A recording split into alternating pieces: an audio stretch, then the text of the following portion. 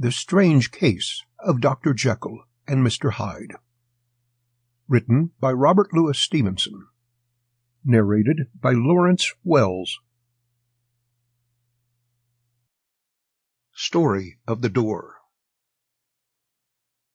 Mr. Utterson, the lawyer, was a man of a rugged countenance that was never lighted by a smile, cold, scanty, and embarrassed in discourse, backward in sentiment, lean, long, dusty, dreary, and yet somehow lovable.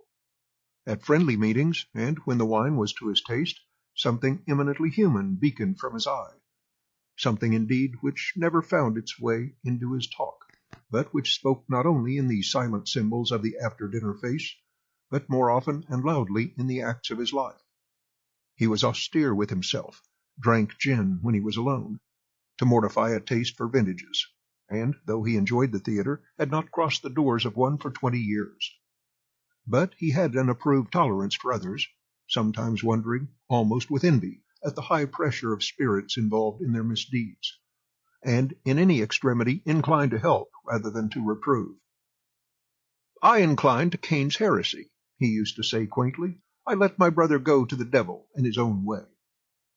In this character, it was frequently his fortune to be the last reputable acquaintance and the last good influence in the lives of down-going men.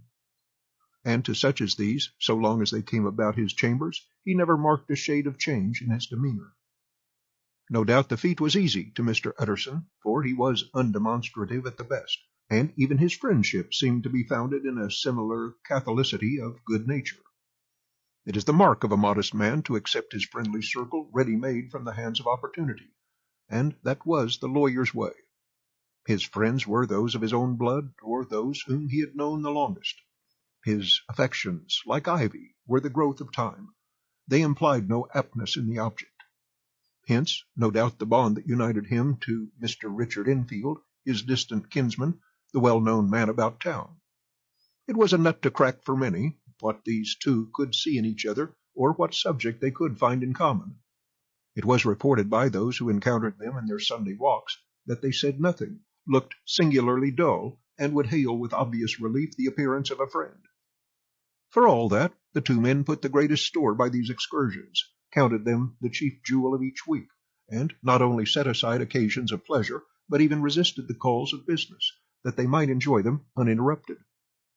It chanced on one of these rambles that their way led them down a by-street in a busy quarter of London. The street was small and what is called quiet, but it drove a thriving trade on the weekdays. The inhabitants were all doing well, it seemed, and all... Sample complete. Ready to continue?